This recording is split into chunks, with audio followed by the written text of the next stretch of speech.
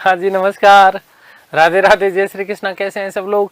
बढ़िया, मजे में, आनंद में। चलिए, ईश्वर आप सबको हमेशा आनंद में रखे, खूब मजे में रखें, खूब स्वाध्याय करें, खूब अध्ययन करें, खूब मेहनत करें और अपने कर्म पथ के ऊपर लगातार बढ़ते चलें।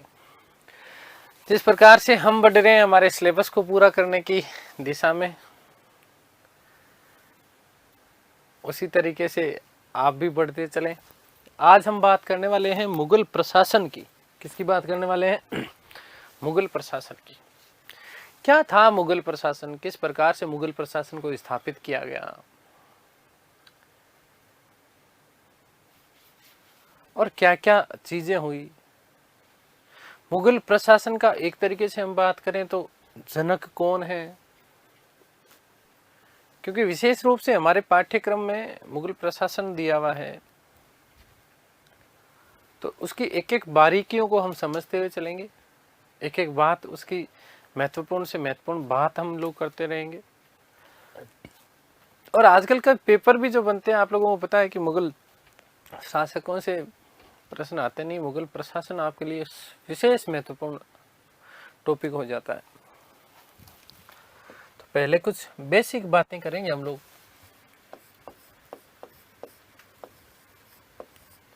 मुगल प्रशासन,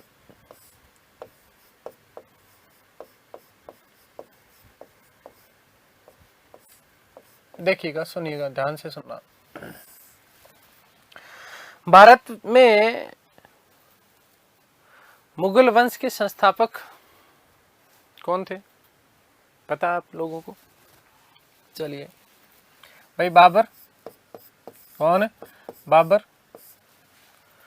1526 में भारत में, जैसा कि मैंने बताया आपको कि 1526 में मुगल साम्राज्य की स्थापना होती है। पानीपत के युद्ध में लोदी वंश के अंतिम शासक इब्राहिम लोदी को पराजित कर देते हैं बाबर, और उसको पराजित करने के बाद में वहीं पर उसका काम तमाम, उसको मार दिया जाता है और भारत में एक नए साम्राज्य की स्थापना हुई। और नया साम्राज्य कौन सा था? मुगल वंश। 1526 से लेकर के 1530 तक का छोटा सा काल बाबरकार। इस काल के दौरान उसने, क्योंकि उसको प्रशासन में ध्यान देने के लिए उसके पास समय नहीं बचा। क्यों नहीं बचा? उसके पीछे कारण था भाई। 1526 में पानीपत का युद्ध लड़ा, फिर खानवा का युद्ध लड़ा 27 में, फिर 28 में चंदेरी का युद्ध लड़ा, 29 में घाघरा का युद्ध लड़ा और 30 में उसकी मृत्यु हो गई। तो प्रशासन पर समय दे ही नहीं पाया, क्योंकि इसने लगातार 4 वर्ष तक जो है केवल और केवल युद्ध ही लड़े, इसके अलावा इसके पास में कोई काम ही नहीं था। उसके बाद जब हम बात करते हैं हुमायूं की, तो हुमायूं साहब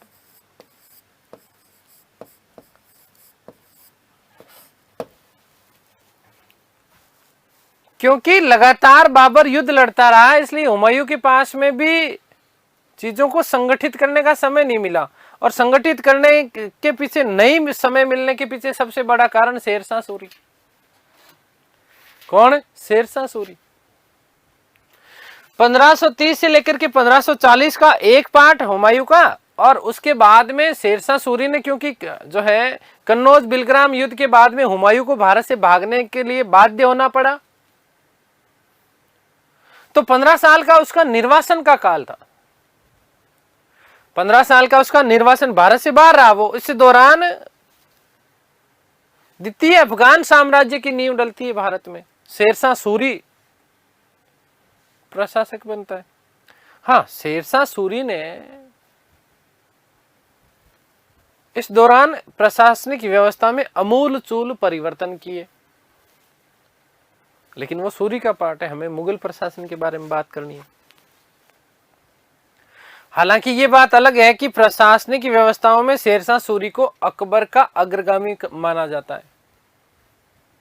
अकबर का अग्रगामी माना जाता है, क्योंकि ये वही व्यवस्थाएं थी जिनको अकबर ने आगे थोड़ा सा बढ़ा दिया। चीजें तो वही थी। प्रशासनिक व्यवस्था में यदि हम बात करते हैं मुगल काल में, तो मुगल कालीन प्रशासनिक व्यवस्था में एक तरीके से शेरशाह सूरी का जो प्रशासन स्थापित किया गया था हुमायूं के निर्वासन के बाद में, इस निर्वासनिक काल के दौरान जो शेरशाह सूरी ने अपना प्रशासनिक सुधार किए, कई व्यवस्थाएं की, उन्हीं चीजों को आगे जाकर के बढ़ाया गया। किसके द्वारा? अकबर के द्वारा। तो 1555 तक हुमायूं का निर्वासन काल रहा और बीच में हुमायूं ने फिर वापस आकर के अपना धाक जमाने का प्रयास किया, लेकिन 1555-56 में उसकी मृत्यु भी हो जाती है। 1556 में उसकी मृत्यु हो जाती है। तो वापस आने के बाद में उसे प्रशासन के लिए समय नहीं मिला। बीच में शेरशाह सूरी उसके पीछे पड़ा रहा। चुनार के घेरे से 1531-32 में ये कार्य प्रारंभ हुआ और 1540 तक लगातार 10 साल तक एक तरीके से परोक्ष और अप्रोक्ष रूप में यदि हम बात करें तो शेरशाह के साथ में उसका संघर्ष चलता रहा। बीच में 1534-35 के दौरान आप लोगों को पता होना चाहिए कि यहीं पर गुजरात अभियान, बहादुर शाह गुजरात का शासक, तो हुमायूं के पास में भी समय नहीं था। तो प्रारंभिक जो दो मुगल शासक हुए, बाबर और हुमायूं, इनके पास में प्रशासनिक व्यवस्था सुधारने का समय नहीं था। उसके बाद में शेरशाह सूरी ने कुछ अमूलचूल परिवर्तन किए, बहुत सारी चीजें, नई व्यवस्थाएं लागू की। और शेरशाह सूरी का काल तो इतना बढ़िया काल था कि जिसमें उसने जो कार्य अपने 5 साल के शासनकाल के दौरान किए वो शायद युगों युगों तक कोई नहीं कर पाया था। मध्यकालीन भारत में एक तरीके से प्रशासनिक व्यवस्था को सुव्यवस्थित करने का जो श्रेय जाता है वो शेरशाह सूरी को जाता है। खैर, हुमायूं के बाद में क्योंकि शासक बने बादशाह अकबर कौन बने? अकबर बने। और अकबर ने एक सुव्यवस्थित प्रशासनिक तंत्र की स्थापना की। एक तरीके से हम यदि बात करें मुगल कालीन प्रशासन का जनक कौन माना जाता है, तो मुगल कालीन प्रशासन का जनक एक तरीके से अकबर को हम मान सकते हैं। ठीक है, अब आगे सुनना। अकबर के बाद में हम बात करते हैं जहांगीर की। ठीक है, किसकी बात कर लेते हैं हम लोग? जहांगीर की। तो इसी अकबर के द्वारा जो प्रशासनिक व्यवस्थाएं थी उनको फिर आगे बढ़ाने का कार्य किया गया। जहांगीर के बाद हम बात कर लेते हैं शाहजहां की। किसकी बात कर लेते हैं? शाहजहां की। ठीक है, तो याद रखना कि शाहजहां का तो शासनकाल का जो समय है वो मुगल कालीन स्थापत्य कला का स्वर्णिम युग है। मुगल कालीन स्थापत्य कला का स्वर्णिम युग है। और इधर जहांगीर की यदि हम बात करें तो चित्रकला का स्वर्णिम युग है। मुगल कालीन चित्रकला का स्वर्णिम युग है। आगे बात करेंगे हम लोग इन चीजों की, क्योंकि जहांगीर तो इतना भी कहता था कि यदि मेरे सामने मेरे सम्मुख एक कोई चित्र प्रस्तुत कर दिया जाए तो उस चित्र के प्रत्येक भाग को यदि किसी अलग अलग चित्रकार ने भी बनाया है तो मैं उस प्रत्येक भाग को देख करके ये भी बता सकता हूं कि ये भाग कौन से चित्रकार के द्वारा चित्रित किया गया है। तो इतना महान व्यक्ति। इधर हम बात करें तो फिर शाहजहां के बाद में आपको पता है औरंगजेब। शाहजहां के बाद में कौन है? औरंगजेब। और यही औरंगजेब के समय से तो मुगल काल का वैसे ही एक तरीके से पतन प्रारंभ हो जाता है। सारी की सारी चीजें धम हो जाती है। किसके शासनकाल में? औरंगजेब के शासनकाल में। तो लगभग 1526 से लेकर के 1707 तक का शासनकाल के दौरान क्या क्या व्यवस्थाएं रही, किस प्रकार से इस मुगल प्रशासन को संचालित किया गया, ये सारी की सारी चीजें अभी हम लोग पढ़ने वाले हैं। देखिए, थोड़ा सा और मैं आपको फ्लैशबैक में ले जाता हूं। मुगलों से पहले की यदि हम बात करें तो मुगलों से पहले मध्यकालीन भारत में यहां पर दिल्ली सल्तनत की हम लोग चर्चा करते हैं। किसकी बात करते हैं? दिल्ली सल्तनत की। अब दिल्ली सल्तनत बोले तो दिल्ली सल्तनत में जो शासक हुआ करते थे वो शासक सुल्तान की उपाधि धारण करते थे।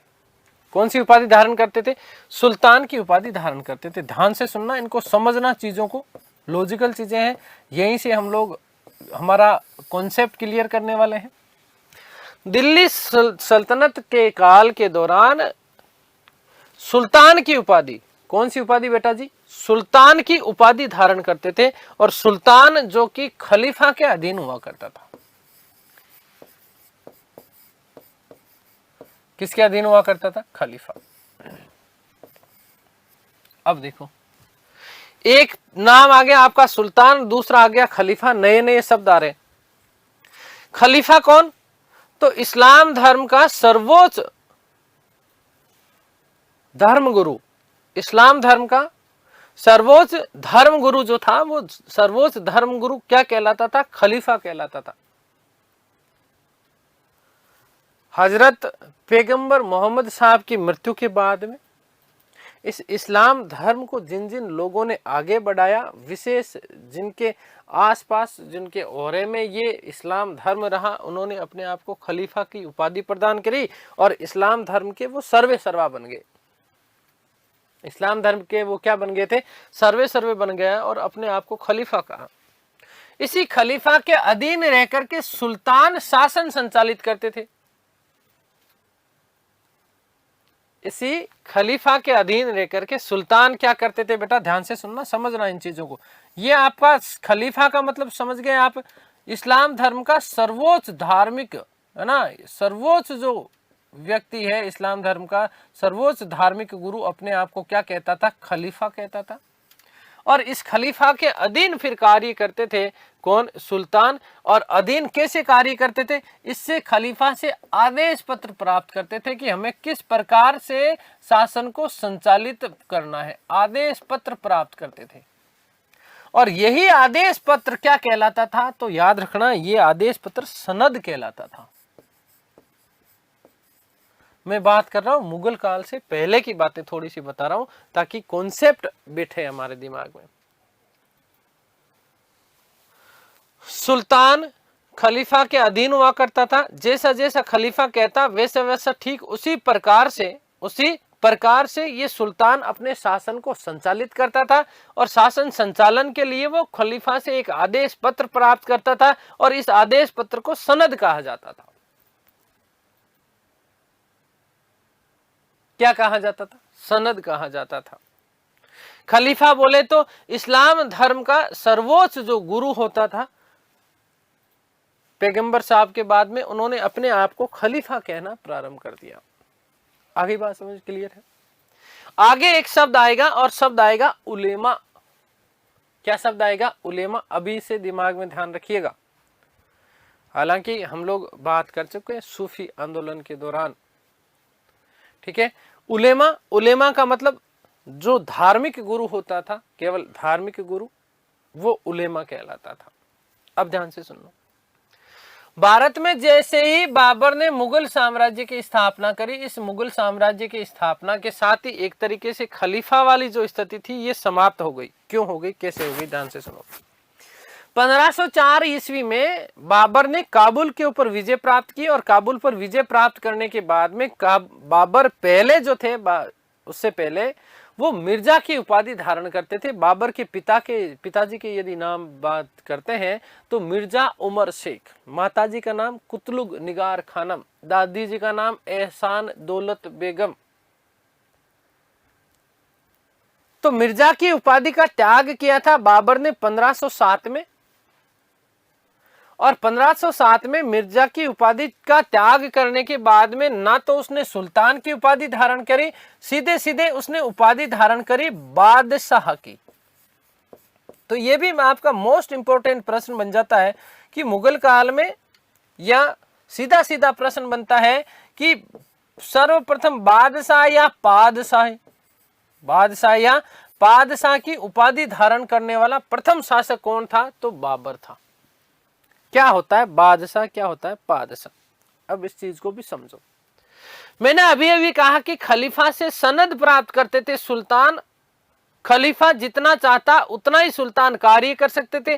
खलीफा की इच्छा अनुसार सुल्तान बना करते थे। मतलब एक तरीके से हम यूं कह दें कि कार्यकाल सुल्तान का उतना ही होता था जितना खलीफा चाहे उतना। इसका मतलब ये एक तरीके से अस्थायी शासक थे। एक तरीके से क्या थे, अस्थायी शासक हुआ करते थे। लेकिन वहीं पर यदि हम बात करते हैं पादशाह या बादशाह, तो बेटा ध्यान देना कि पाद या बाद, ये जो शब्द बना है बादशाह या पादशाह, तो यहां पर दो शब्द हैं, एक तो है आपका बाद या फिर हम बात कर ले पाद, बाद या पाद, और प्लस साथ में शब्द क्या है, सह शब्द लगा हुआ है। क्या शब्द लगा हुआ है, सह शब्द लगा हुआ है। बाद या पाद शब्द का यदि हम शाब्दिक अर्थ देखें तो शब्द आता है स्थायी, और शाह का मतलब होता है स्वामी। शाह का मतलब क्या होता है, स्वामी। तो अपने आप को स्थायी स्वामी बना दिया, अपने आप के ऊपर केवल और केवल खुद को ही नियंत्रण रखा, न कि खलीफा का। इसका मतलब क्या है कि ऐसे लोग जिन्होंने खलीफा की सत्ता, ध्यान से सुनना, ऐसे लोग जिन्होंने खलीफा की सत्ता में विश्वास नहीं किया, क्या कहलाए बेटा, बादशाह या पादशाह कहलाए। बादशाह का मतलब स्थायी, बाद का मतलब स्थायी, और शाह का मतलब होता है स्वामी। जिन्होंने अपने आप को स्वयं का स्वामी अपने आप को घोषित कर दिया, खलीफा के धार्मिक आदेशों के अनुसार कार्य संचालित नहीं किया। थोड़ा सा यहाँ पर कुछ बातें करते हैं हम लोग, तो हम आपने यदि पढ़ा है और आपको जानकारी है, तो खिलजी वंश के बारे में हम मैं आपको थोड़ी सी और चीज बता देता हूं। अलाउद्दीन खिलजी, सबने सुना है अलाउद्दीन खिलजी के बारे में, मुझे पता है। और अलाउद्दीन खिलजी ने भी जो है खलीफा की सत्ता में विश्वास नहीं किया था। मतलब उसने खलीफा की सत्ता में विश्वास नहीं करने के पीछे एक बात कही। उसने क्या कहा, उसने कहा, अलाउद्दीन खिलजी ने कहा कि मैं वही कार्य करूंगा जो जनता के हित में होगा, मैं वो कार्य नहीं करूंगा जो धर्म के हित में होगा या जो खलीफा के हित में होगा। और ठीक उसी प्रकार से यहां मुगलों ने भी कहा कि, क्योंकि सीधी सी बात है कि यदि खलीफा के अधीन ही कार्य करना है, तो खलीफा के अधीन कार्य करने का मतलब सीधा सीधा क्या है बेटा जी, कि सीधे सीधे उसके जो वो आदेश जारी करे, इस आदेशों के अनुसार ही जो है कार्य संचालन किया जा सके। और फिर खलीफा जो थे वो थोड़े से इस्लामिक प्रवृत्ति की तरफ ज्यादा झुके हुए थे, और ज्यादा झुके हुए थे तो इसका मतलब ये हुआ कि यदि कोई राजा है तो उस राजा के सम्मुख यदि हिंदू मुस्लिम सिख ईसाई में भेद कैसा, राजा तो सर्वोच्च है, सर्वे सर्वा है। तो उस स्थिति में एक राजा अपना सुव्यवस्थित रूप से शासन संचालित नहीं कर सकता। यह सबसे बड़ी दिक्कत थी उनके सामने। भाई राजा यदि जातिगत व्यवहार करने लग गया, भेदभाव करने लग गया, तो ये चीजें तो गलत हो जाएगी। हालांकि प्रारंभिक समय में बाबर ने चीजें की, लेकिन बाबर, जब हम खानवा युद्ध की बात करते हैं तो खानवा युद्ध देखो, एक आपसी प्रतिरोध, आपसी विद्रोह, आपसी विरोध और आपसी शत्रुता अलग होती है प्रशासन को संचालित करने के लिए। दूसरा, एक सामान्य वृत्ति में यदि हम बात करते हैं तो सामान्य नजरिया एक अलग होता है। हो सकता है कि आपके और मेरे किसी न किसी विचार में, कोई ना कोई चीज में जो है हमारे मतभेद हो, लेकिन एक गुरु की दृष्टिकोण से मेरे लिए सब समान है। मेरे लिए, मेरे जो बालक अभी सामने बैठ करके पढ़ रहे हैं, वो मेरे लिए सब एक जैसे हैं, सब भाई बहन जैसे हैं, सब एक ही रूप में मैं उनको देखता हूं। हाँ, व्यक्तिगत रूप में हो सकता है कि आप में मेरे बीच में कोई विरोधाभास हो, वो अलग चीज है। तो बाबर ने भी, जब खानवा युद्ध की हम बात करते हैं, तो राणा सांगा के जब साथ में जब युद्ध लड़ा गया था, तो राणा सांगा के बाद में जब मुगल राजपूत जो स्त्रियां थी, उन राजपूत स्त्रियों को उन्होंने सह सम्मान वहां पर लौटाया। कभी भी आप ये नहीं पढ़ेंगे कि इन्होंने इस प्रकार की चीजें की। इवन कर्मावती, रानी कर्मावती जिनका उल्लेख मिलता है, उन रानी कर्मावती को तो उन्होंने अपनी हिंदू पुत्री कहकर के संबोधित किया था।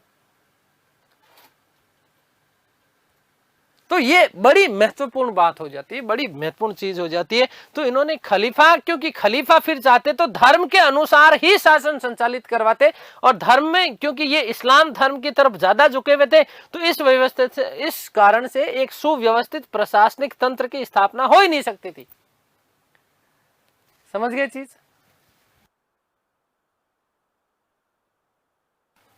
तो ये चीजें आपको विशेष रूप से क्या रखनी है बेटा, ध्यान रखनी है। आगे, क्योंकि मैंने अभी आपको कहा, मैंने कहा कि औरंगजेब का काल पतन का काल है मुगल काल का। उसके पीछे कारण क्यों?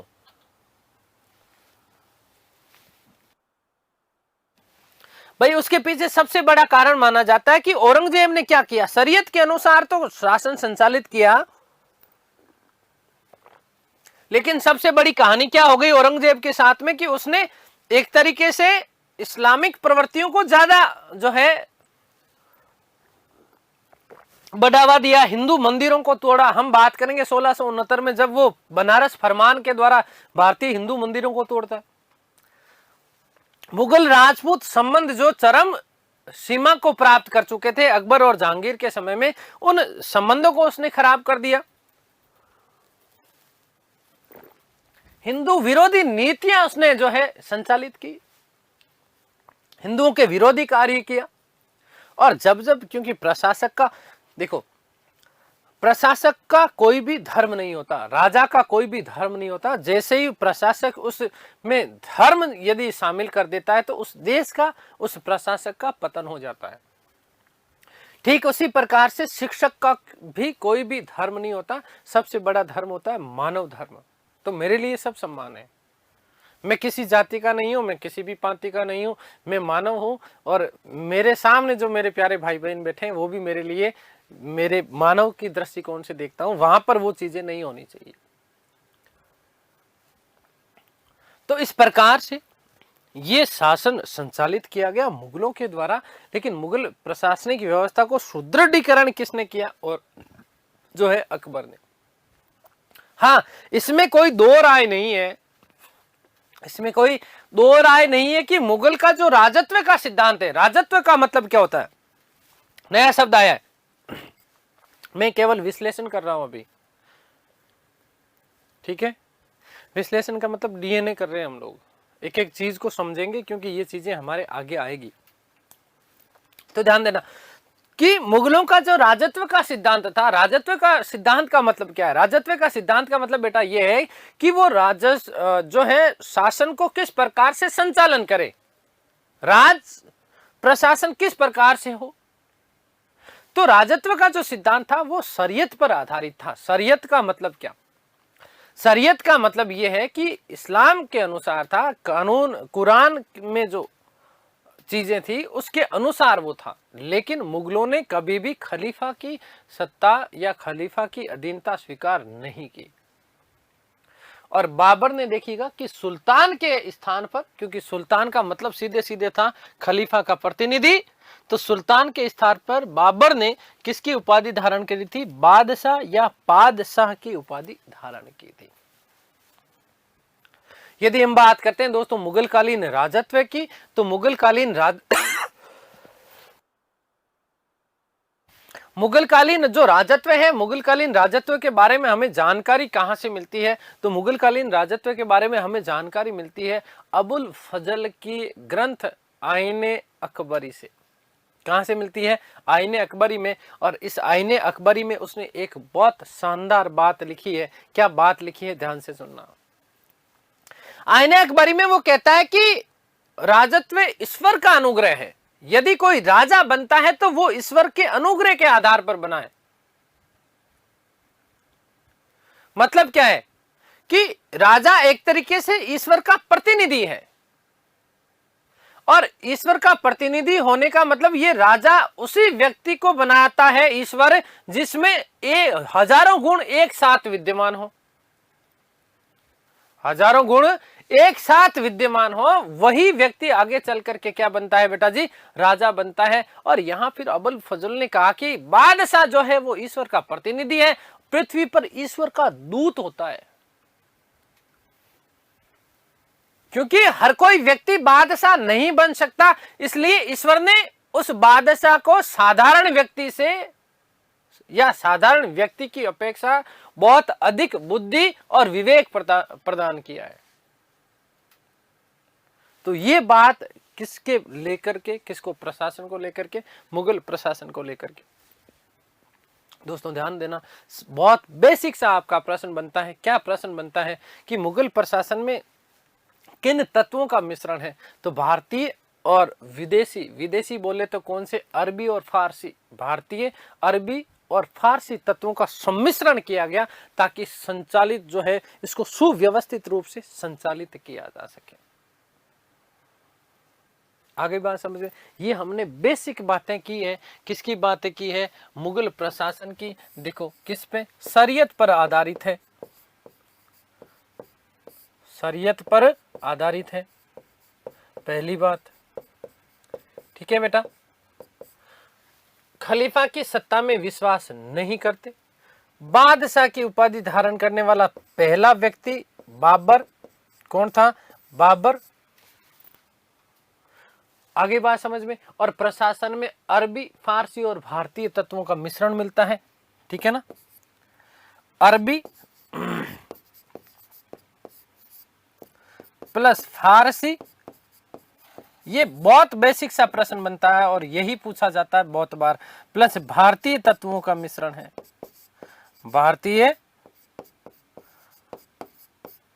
तत्वों का मिश्रण है, तत्वों का मिश्रण है। किसमें है बेटा जी? याद रखना कि मुगल प्रशासन में। ये बहुत सीधा सा आपका प्रश्न बन जाता है। तो यहां तक अब मुझे नहीं लगता, क्योंकि मैंने प्रस्तावना रख दी है पूरी की पूरी, मुझे नहीं लगता कि यहां तक अब किसी को भी किसी भी प्रकार की कोई समस्या हो सकती है, क्योंकि बेसिक बातें हमने समझ ली, उसका मूल आधार क्या था उसकी हमने बात कर ली। अब मैं आपका टॉपिक स्टार्ट कर रहा हूं, मुगल प्रशासन।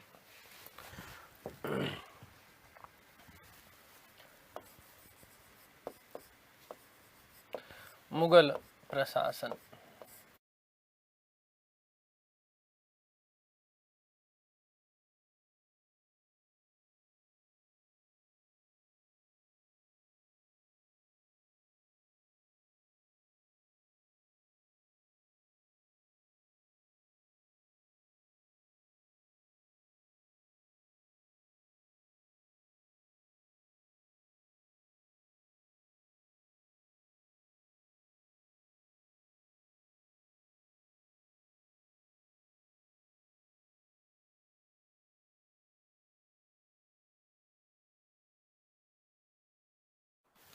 चलिए, तो मुगल प्रशासन बेटा, पहला सा बेसिक सा प्रश्न यही आता है कि मुगल प्रशासन में कौन कौन से तत्वों का मिश्रण है, किस प्रकार से मुगल प्रशासन आधारित था। तो याद रखना, अरबी फारसी अरबी फारसी और भारतीय तत्वों का मिश्रण मिलता है किसमें? मुगल प्रशासन में। तो प्रशासन में ध्यान रखना क्या चीज बेटू जी? अरबी फारसी, अरबी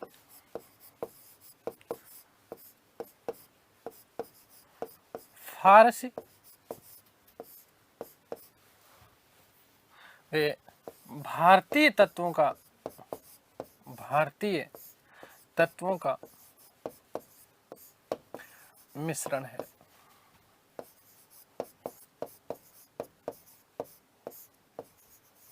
पहली बात, ये चीज हमने बहुत अच्छे से समझ ली। ठीक है, अब दूसरी चीज, राजत्व का सिद्धांत। राजत्व का सिद्धांत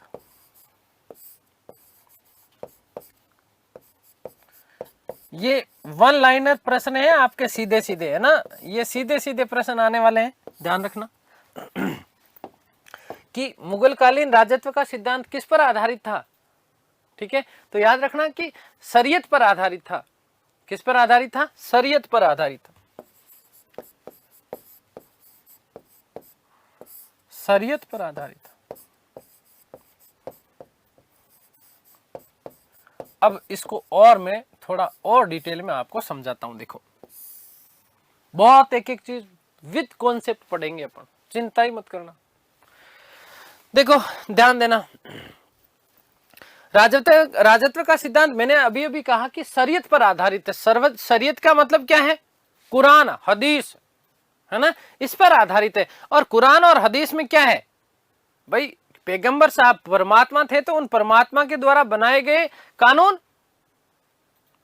परमात्मा के द्वारा बनाए गए कानून ही क्या है? शरीयत है। वही क्या है? शरीयत है। और इसी के अनुसार इसी के अनुसार जो है उन्होंने अभी अभी मैंने कहा कि अबुल फजल कहता है आईने अकबरी के अनुसार ईश्वर बादशाह जो है ईश्वर का प्रतिनिधि है। बादशाह क्या है? ईश्वर का प्रतिनिधि है। पृथ्वी पर ईश्वर का दूत होता है जिसमें हजारों व्यक्तियों के गुण एक साथ जो है विद्यमान हो। और इसी सिद्धांत को उन्होंने क्या कहा? देवीय सिद्धांत कहा। क्या कहा बेटा? देवीय सिद्धांत कहा। क्या कहा इसको? देवीय सिद्धांत कहा। इसका मतलब सीधे सीधे क्या है? इसका मतलब सीधे सीधे है कि साहब बादशाह अकबर की बात कर लेते हैं। चलो, बादशाह अकबर, क्योंकि प्रशासन का जनक एक तरीके से अकबर ही है, ठीक है। तो इसका मतलब ईश्वर के, अल्लाह के प्रतिनिधि के रूप में है। जिस प्रकार से ईश्वर देवीय पुंज है, शक्ति का पुंज है, प्रकाश का पुंज है, ठीक उसी प्रकार से बादशाह अकबर भी देवीय शक्ति का पुंज है। और इसीलिए बादशाह अकबर ने अपने आप को फर्रे इजदी, क्या कहा बेटा? फर्रे इजदी। और साथ ही साथ एक शब्द आगे और मैं बताऊंगा जब मेजर की बात करूंगा तब, जब मेजर की बात करूंगा तब मैं आपको एक चीज और बताऊंगा कि फर्रे इजदी के साथ साथ अपने आप को जिल्ले इलाही या जिल्ले इल्लाह, ठीक है, एक ही बात है। अपने आप को जिल्ले इलाह घोषित कर दिया। फर्रे इजदी का मतलब होता है देवीय प्रकाश, शक्ति का पुंज, अल्लाह के समरूप, जिल्ले इल्लाह, ठीक है ना। अब वो वेलकम मूवी वाला डायलॉग मत याद ही रख लेना, ये जिल्ले इलाही है ना। तो ईश्वर जो है वो देवता के प्रतिनिधि के रूप में आता है। राजत्व का सिद्धांत किस पर आधारित था? शरीयत पर आधारित था। शरीयत पर आधारित, शरीयत का मतलब क्या है? परमात्मा के कानून। शरीयत का मतलब क्या है बेटा? परमात्मा के कानून। शरीयत का मतलब क्या है? परमात्मा के कानून।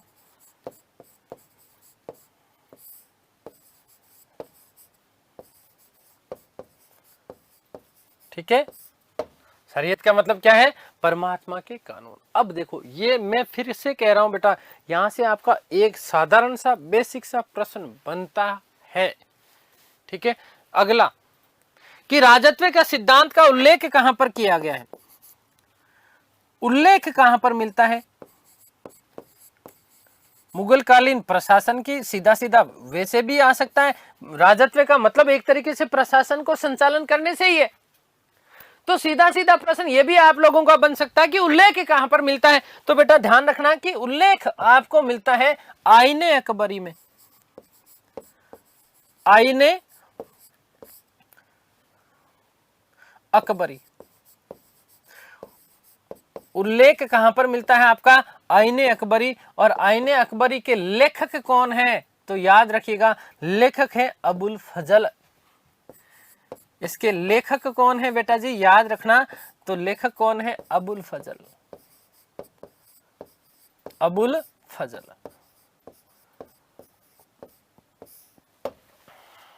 लेखक कौन है? अबुल फजल साहब, ठीक है। तो याद रखना, एक बात मैं लिख रहा हूं कि आईने अकबरी के अनुसार, आईने अकबरी के अनुसार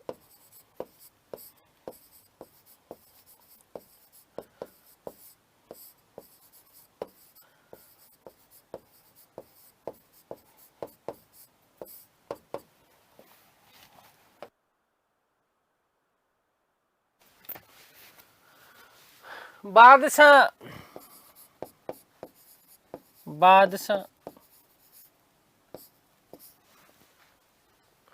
ईश्वर का प्रतिनिधि, ईश्वर का प्रतिनिधि, ईश्वर का प्रतिनिधि तथा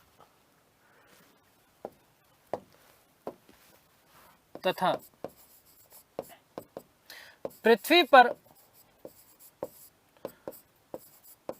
ईश्वर का दूत होता है।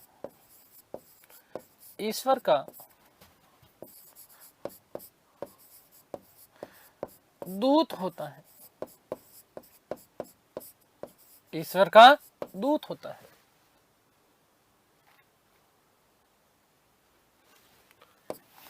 बादशाह वही बनता है, बादशाह वही बनता है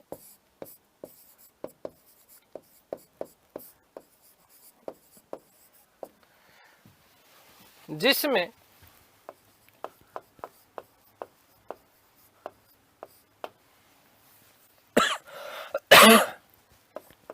एक साथ हजारों व्यक्तियों के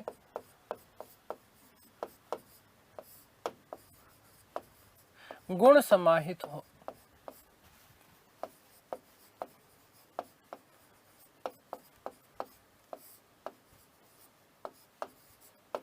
और मोस्ट इंपॉर्टेंट बेटा जी ध्यान रखना, इसी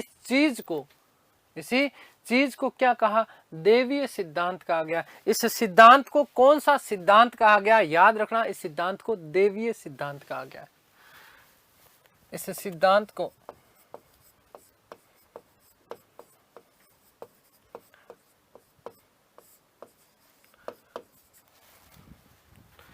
देवीय सिद्धांत कहा गया है।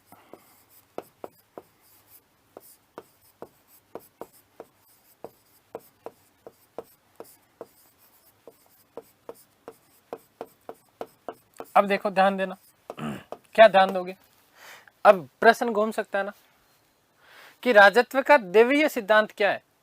देवीय सिद्धांत का मतलब क्या है?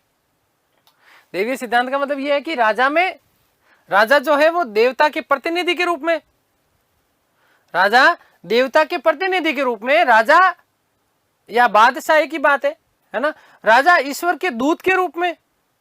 और साधारण व्यक्ति कभी भी राजा नहीं बन सकता। कौन सा व्यक्ति राजा बनता है? ऐसा व्यक्ति जिसमें 1000 व्यक्तियों को एक साथ गुण समाहित हो, वही व्यक्ति क्या बन सकता है, राजा बन सकता है। और वो देवताओं के प्रतिनिधि के रूप में होता है, वो देवताओं के प्रतिनिधि के रूप में होता है। यही सिद्धांत आपका क्या सिद्धांत, कौन सा सिद्धांत कहलाता है? देवीय सिद्धांत कहलाता है। आज से पहले आपने नाम अवश्य सुना होगा, लेकिन मुझे ऐसा लगता है कि आज समझ में भी आ गया होगा। यस और नो? मजा आ रहा है क्या? चीजें समझ में आ रही है ना? ठीक है, चलिए आगे बात करते हैं। तो इसका मतलब बादशाह सर्वे सर्वा है। यहां पर बादशाह क्या है बेटा जी? सर्वे सर्वा है। अगली बात, मोस्ट इंपोर्टेंट बात, पहले से समझो। क्या बादशाह अकेला कभी भी किसी भी शासन को संचालित कर सकता है? नहीं कर सकता ना, संभव ही नहीं है भाई। बादशाह को प्रशासन में बादशाह की मदद के लिए मंत्री परिषद होना अनिवार्य है। क्योंकि यदि हम बात करते हैं, देखो जब हमने कौटिल्य के अर्थशास्त्र की बात करी, तब मैंने आप लोगों को बताया, मैंने कहा कि कौटिल्य अपने अर्थशास्त्र में एक बात विशेष रूप से उल्लेख करता है कि राज्य कभी भी एक पहिए के ऊपर नहीं चल सकता। मंत्री परिषद राज्य का दूसरा वैधानिक पहिया होता है।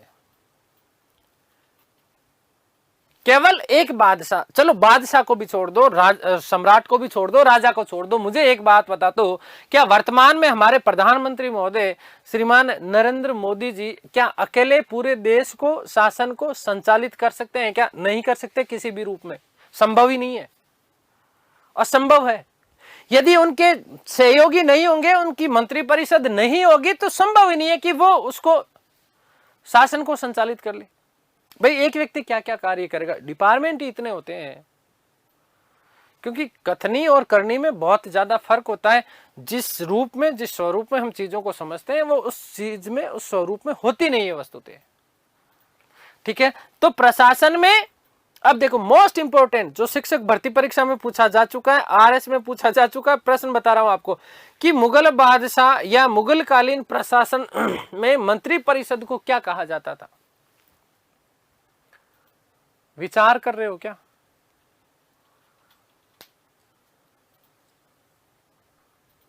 ध्यान देना बेटा जी कि प्रशासन में बादशाह की सहायता हेतु एक मंत्री परिषद हुआ करती थी। और इस मंत्री परिषद को मैंने कहा विचार कर रहे हो क्या? विचार नहीं, वजारत, विजारत क्या कहा जाता है? विचार, विजार, विचार से क्या विजार, जो याद रख लेना कि विजारत।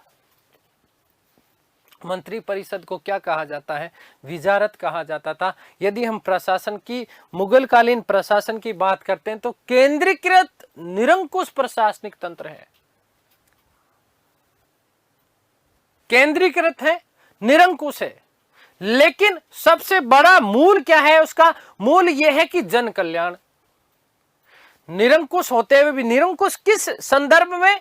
निरंकुश उस संदर्भ में क्योंकि वहां पर उन्होंने खलीफा की सत्ता में विश्वास नहीं किया, खलीफा की सत्ता में विश्वास नहीं किया, तो उस संदर्भ में हम ये मान सकते हैं कि निरंकुश है। कैसा है? निरंकुश है। क्योंकि सर्वप्रथम बाबर ने बादशाह की उपाधि धारण करी थी। किसकी? बादशाह। बादशाह का मतलब मैंने आपको बताया, बाद या पाद, शाह मतलब स्वामी, स्थायित्व, स्थायित्व प्रदान किया, स्थायी स्वामी। ठीक है, स्थायी स्वामी के पीछे क्यों? क्योंकि दिल्ली सल्तनत के जो राजा हुआ करते थे, जो अपने आप को सुल्तान कहते थे, सुल्तान की उपाधि धारण करते थे, और उपाधि धारण करने के बाद में खलीफा से आज्ञा पत्र लेकर के वो अपना शासन संचालित करते थे।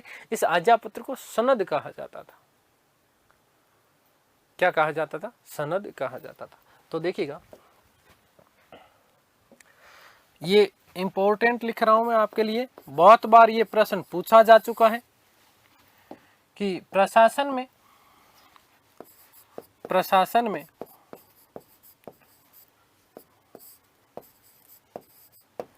बादशाह को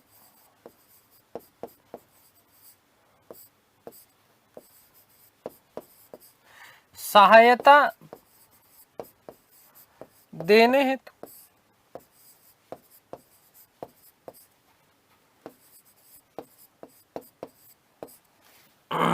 एक मंत्री परिषद होती थी,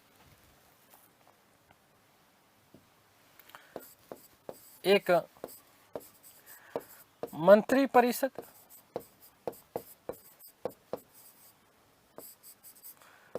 जिसे,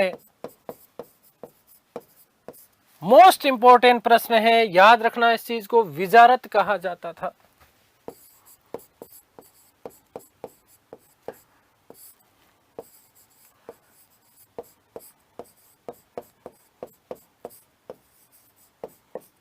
क्या कहा जाता था? विजारत कहा जाता था।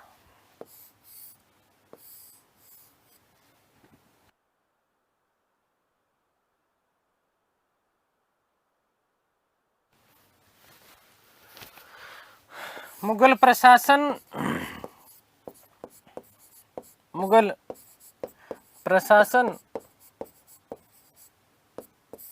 केंद्रीकृत निरंकुश प्रशासन था। केंद्रीकृत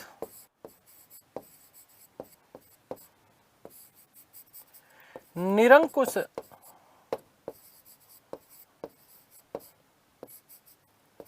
प्रशासन था।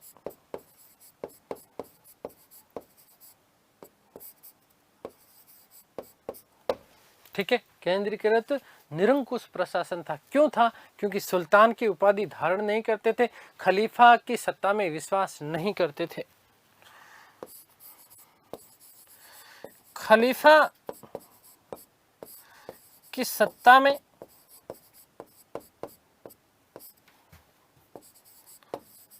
विश्वास नहीं।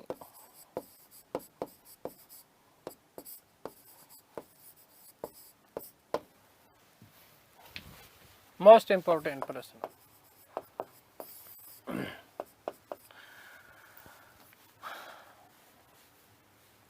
बाबर ने 1507 ईस्वी में, बाबर ने 1507 ईस्वी में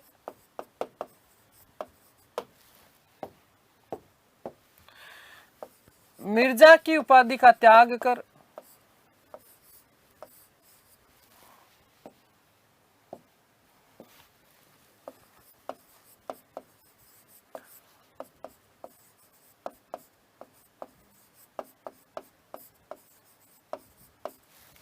बादशाह या पादशाह, बादशाह या पादशाह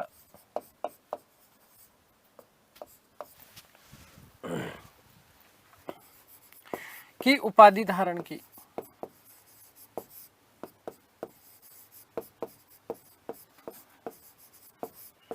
ऐसा करने वाला प्रथम शासक था। ऐसा करने वाला प्रथम शासक था। प्रथम शासक था। ठीक है, नोट लगा रहा हूं बेटा, एक नोट। मुगल काल से पूर्व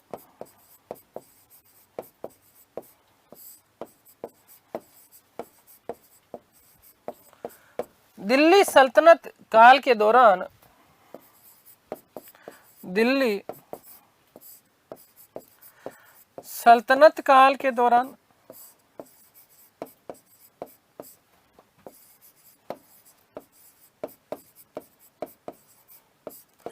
शासक सुल्तान की उपाधि धारण करते थे।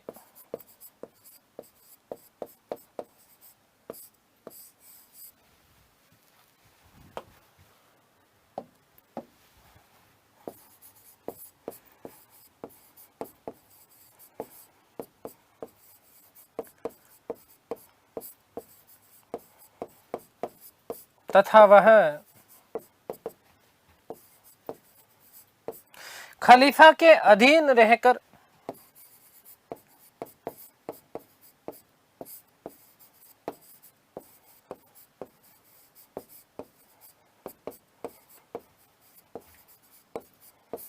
शासन संचालित करते थे।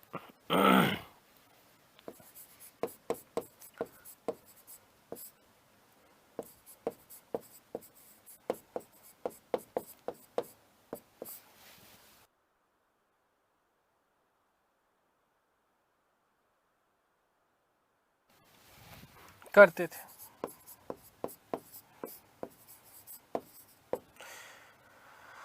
तथा खलीफा से एक आदेश पत्र प्राप्त करते थे।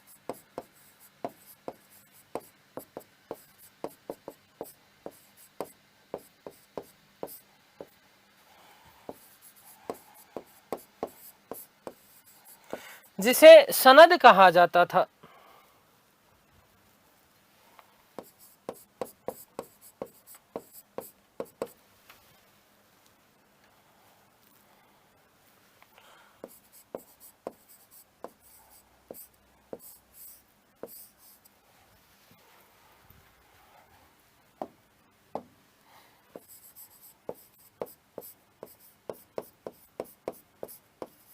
क्या कहा जाता था? सनद कहा जाता था।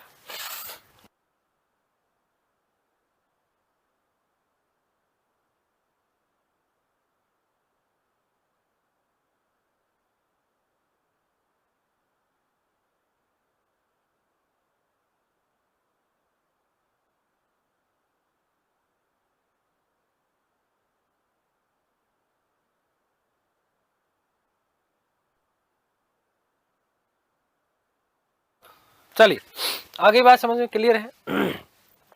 अब देखो इतनी बातें बताई मैंने आपको। एक बात बताई थी, मैंने कहा कि अकबर ने अपने आप को फर्रे-ई-जदी, क्या कहा? फर्रे-ई-जदी, जिल्लैला, क्या कहा? जिल्लैला। और साथ ही साथ मैंने आपको कहा कि महजर की घोषणा की थी उसने।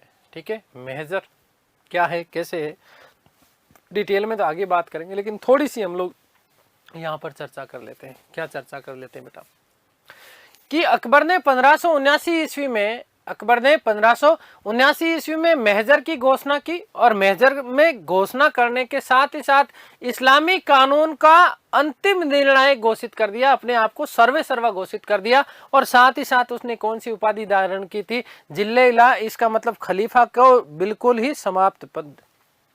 जब मैंने सूफी आंदोलन की बात करी तब मैंने आपको कहा कि अहमद सरहिंदी, इस अहमद सरहिंदी ने अकबर के लिए कहा कि ये तो मुस्लिम है ही नहीं, मुसलमान है ही नहीं, ये तो हिंदुओं का पक्षधर है, ये तो इस्लामी कानून का रखवाला नहीं होकर के ये भक्षक है। इसलिए उसने अपने आप को मुजाहिद घोषित किया। मुजाहिद का मतलब ईश्वर का प्रतिनिधि, और साथ ही साथ ईश्वर के अकबर के खिलाफ उसने फतवा जारी कर दिया। अकबर को कहा कि तू मुसलमान नहीं है, क्योंकि तेरे कार्य हिंदुओं से ज्यादा तो मुसलमानों के लिए, मुसलमानों से ज्यादा तो हिंदुओं के लिए हो रहे।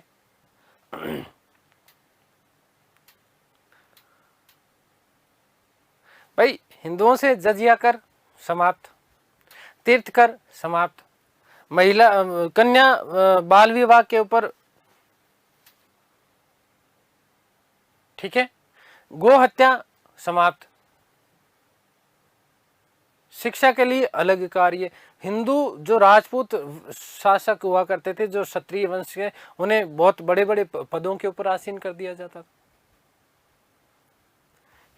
होली, दिवाली, दशहरा, त्योहार, रक्षाबंधन बहुत बड़े उत्साह के साथ में मनाता था। सबसे ज्यादा प्रभावित था हिंदू धर्म से, एक तरीके से बात करें। उसके पीछे कहीं ना कहीं इतिहासकारों ने चीजों को तोड़ मरोड़ के, अब जो भी यथार्थ रहा होगा, है ना कहीं पीछे कारण हरखाबाई, जिसे हम इतिहास में जोधाबाई के नाम से जानते हैं। अब ये जोधाबाई यथार्थ में थी नहीं थी, ये उद्देश्य नहीं है, लेकिन हरखाबाई अवश्य थी। अब हालांकि फतेहपुर सीकरी में जोधा का महल है। मरियम उज्जमानी मरियम उज्जमानी का आगे पदवी की बात। मरियम उज्जमानी का मतलब ऐसी महिला जो सबसे पहले, जैसे आप शासक हैं, ठीक है, और आपकी ऐसी पहली पत्नी, क्योंकि बहु विवाह होते थे, ऐसा कहा जाता है कि भाई अकबर के शासनकाल में तो हरम में लगभग 16,000 रानियां हुआ करती थी।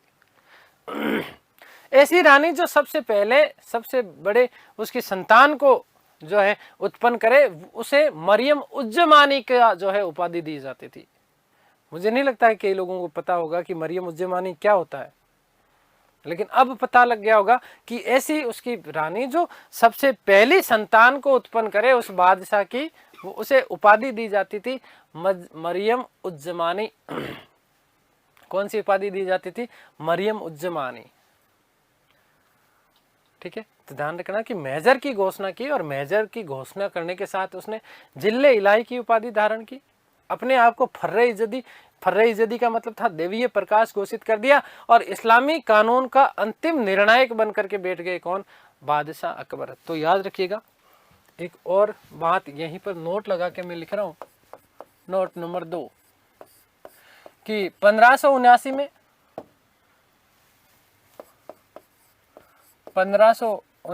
ईस्वी में मोस्ट इंपोर्टेंट प्रश्न बनता है बेटा, ये ध्यान रखना।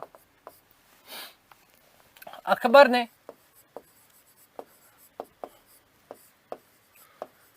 महजर की घोषणा की। महजर की घोषणा कर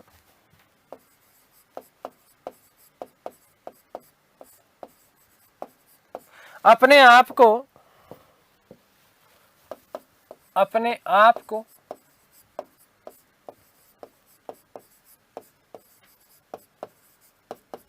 जिल्ले इलाही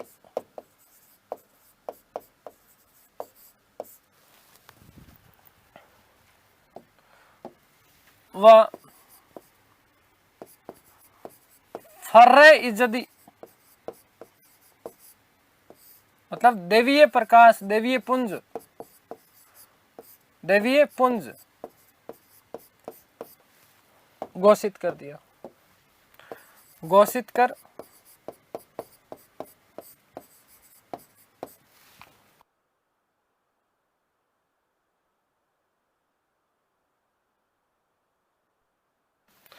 इस्लामी कानून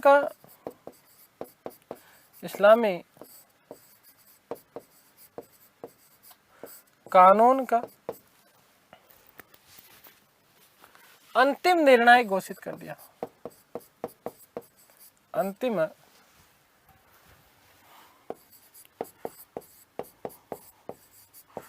निर्णायक घोषित कर दिया।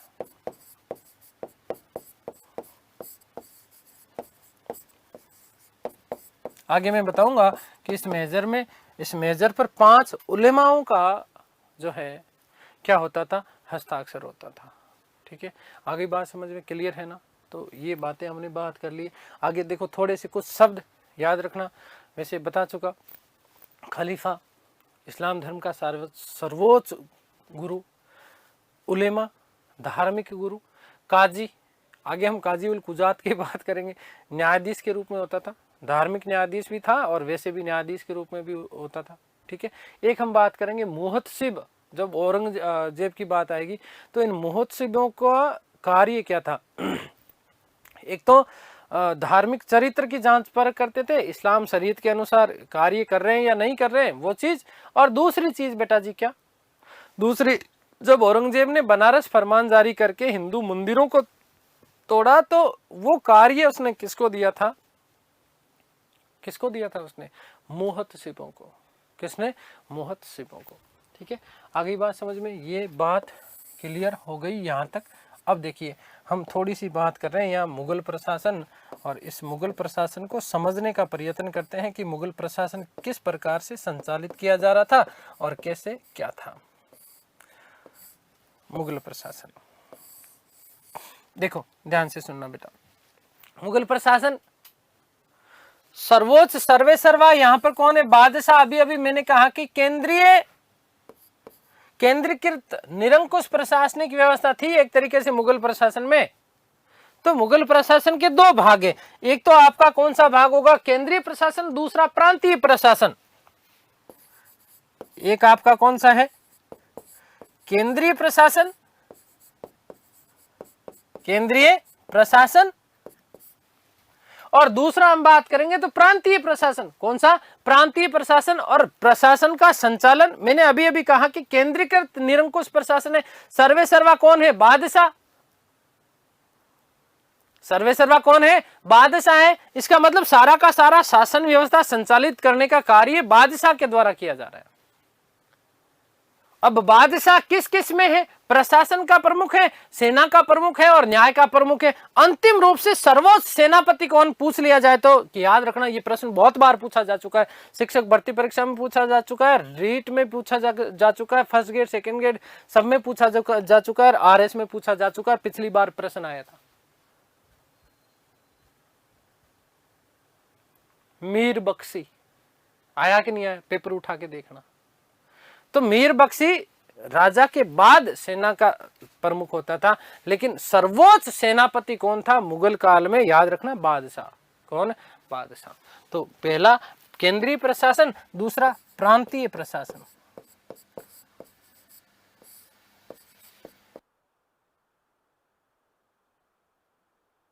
बेटा ध्यान रखना कि सर्वोच्च प्रशासक, सर्वोच्च प्रशासक के रूप में कौन है बेटा, सर्वोच्च प्रशासक के रूप में है बादशाह। सर्वोच्च प्रशासक कौन है, बादशाह। कौन है, बादशाह। और बादशाह ध्यान रखना क्या क्या चीजें, तीन चीजें, प्रशासन का सर्वे सर्वा है, सर्वोच्च प्रशासक कौन है, बादशाह है, सेना का सर्वोच्च सेनापति कौन है, बादशाह है, और अंतिम न्यायाधीश भी कौन है, बादशाह है।